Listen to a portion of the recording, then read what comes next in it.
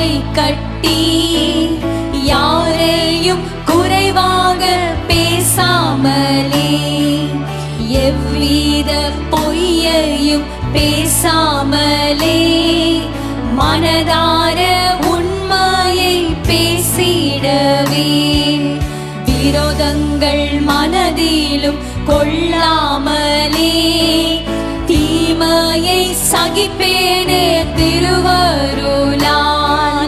சகோதரர் என்னதான் செய்திட்டாலும் உள்ளத்தில் அவர்களை நேசிக்கவே.